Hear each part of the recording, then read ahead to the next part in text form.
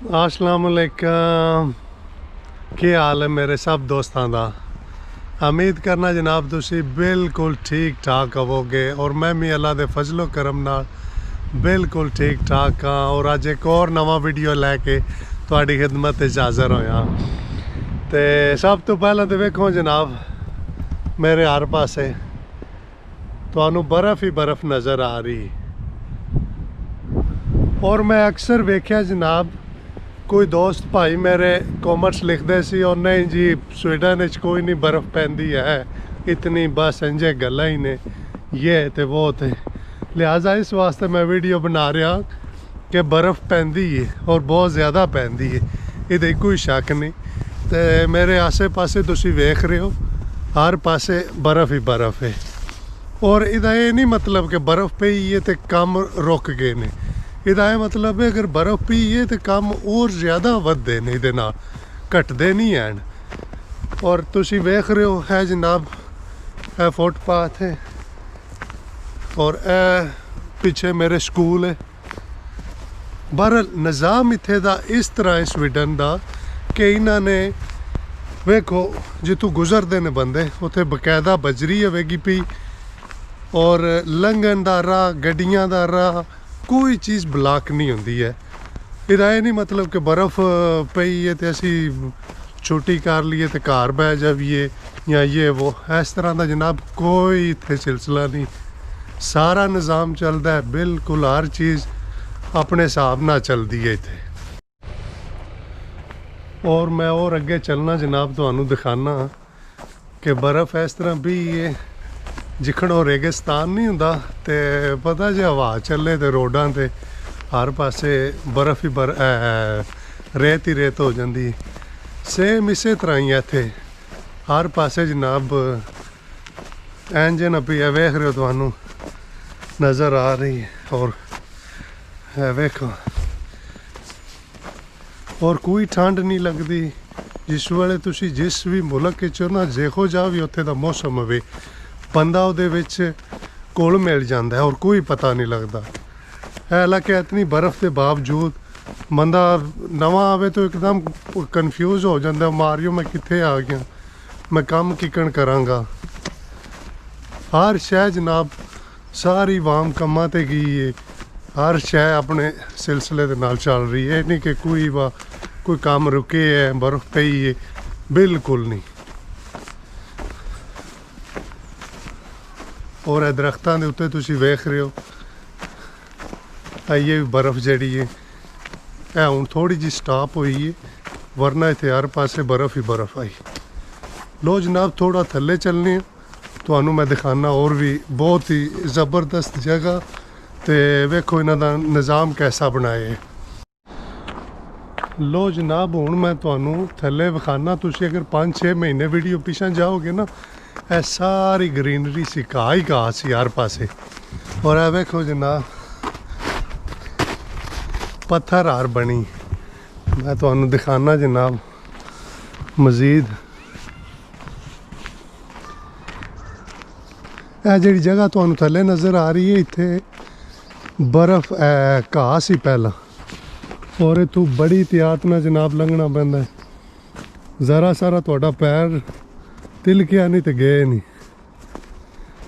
वेखो जनाब बर्फां जनाब कोई दोस्त जेडे कहंदे सी ना कि नहीं बर्फ़ पैंदी है स्पैशल उन्हां वास्ते मैं बना रहा कि बर्फ़ काफ़ी ज़्यादा इत्थे पैंदी है। पर निज़ाम जिंदगी जेड़ा है ना वो नहीं रुकदा है। ये नहीं कि वो बर्फ़ पै गई तो हुण घर लम्मे पै रहो। और वो सामने झील है तुहानू मैं विखाना बर्फ़ दे विच जमी होनी। काफ़ी दिनों बाद मैं आया बहरहाल मैं वेखना मेरा ख्याल है जमी होनी जनाब। ए बच्चों के खेलने वाली जगह सारियां वेखो और बहुत प्यारियां लग रही ने। नहीं कि ये बर्फ़ भी अच्छी है कई बेचारियां बंदियां दे रोज़गार जड़े ने वो बनते हैं क्योंकि कुछ बेचारे जेडे नवे बंदे आते हैं स्टार्टिंग रात बर्फ़ के काम ते होंदे ने। हाँ जी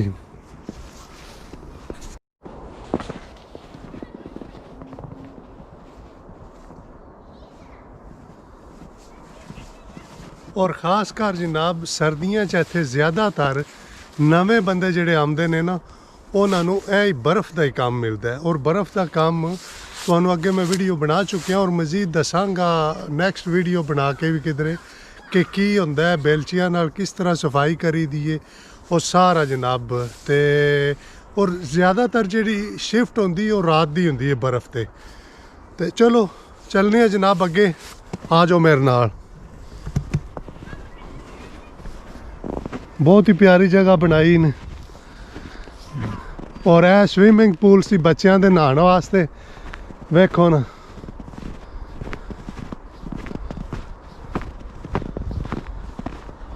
ਔਰ ਬੂਟ ਵੇਖੋ ਜਨਾਬ ਕਿਸ ਤਰ੍ਹਾਂ ਹੋ ਗਏ।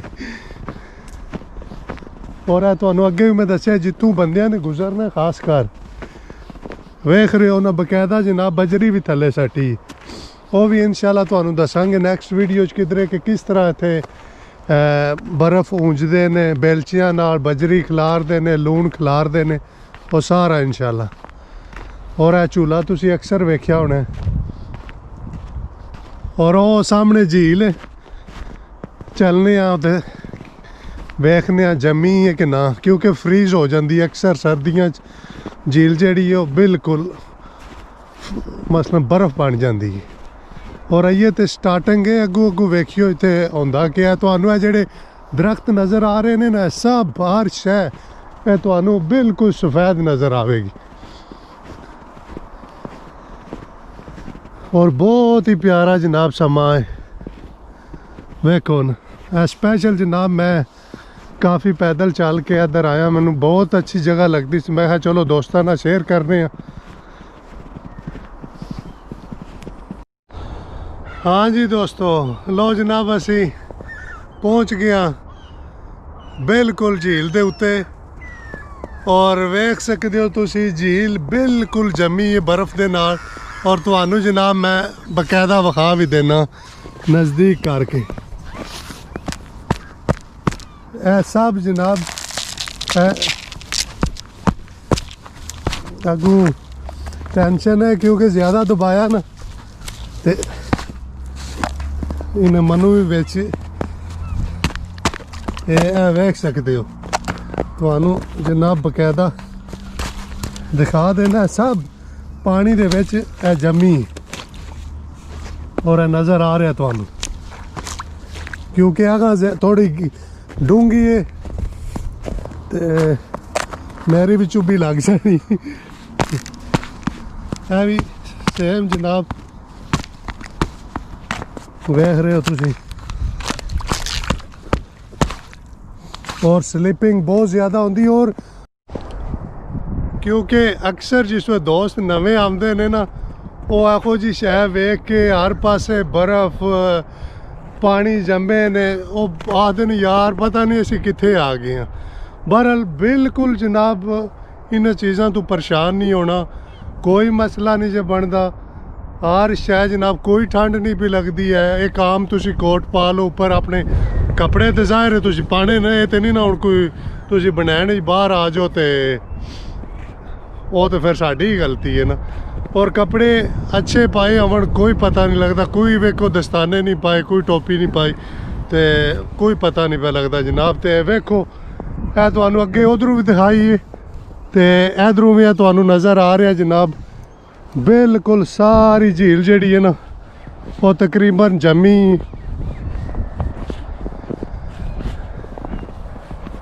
और बहुत ही प्यारा मंजर है। ਉਹ ट्रेन की पटड़ी उतों ट्रेन अक्सर गुजरती है और यह वर्जिश वालियां उन्हें जनाब बनाई ने तुहानू वो भी मैं दिखाना अगे जाके।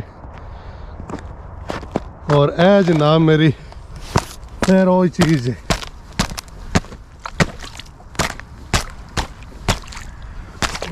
वेख रहे हो तुसी।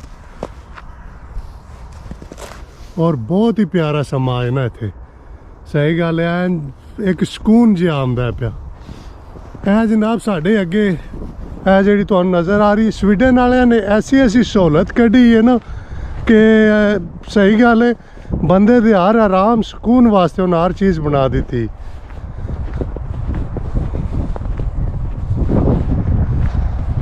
ਇਹ ਸਭ ਜਨਾਬ ਲੱਕੜ ਦੀ ਹਰਸ਼ਾ ਬਣੀ ਜੇ ਤੇ ਵਰਜ਼ਿਸ਼ ਵਾਸਤੇ ਅੰਦਾਜ਼ਾ ਲਾ ਲਓ। ਇਹ ਕਿਧਰੇ ਹੋਰ ਦਰੇ ਹੁੰਦੀ ਤੇ ਨਾ ਰਾਤ ਲਾ ਕੇ ਲੈ ਜਾਣੀ। बहरहाल इत्थे दा माशाल्लाह निज़ाम बहुत ही ज़बरदस्त है। कोई चीज़ जनाब कोई हिला भी नहीं सकता। मकान बने ने, बिल्डिंगां सब शीशे लगे ने, कोई चोरा चकारी नहीं होंदी। बहुत ज़बरदस्त निज़ाम है, सोहना निज़ाम है।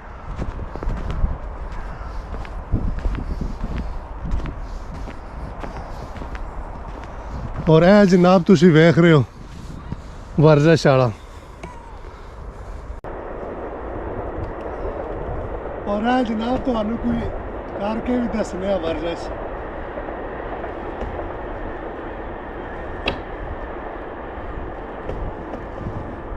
खासकर तुसी अगर रोटी वगैरह खाधी है और तुसी चाहते हो कि बाहर मैं वॉक करा, नाल तुसी थोड़ा जिहा जनाब जिम भी कर सकते हो। तो दसिया इन्होंने सारिया सहूलतां जनाब बनाई ने बंदियां वास्ते। और बहुत ही ज़बरदस्त सिस्टम है इत्थे दा। तो लो जनाब अगे चलने हैं। हाँ जी दोस्तों, जनाब वेख्या तुसी चौं पासे बर्फ पई ही, हर पासे तकरीबन बहुत ज़्यादा बर्फ है।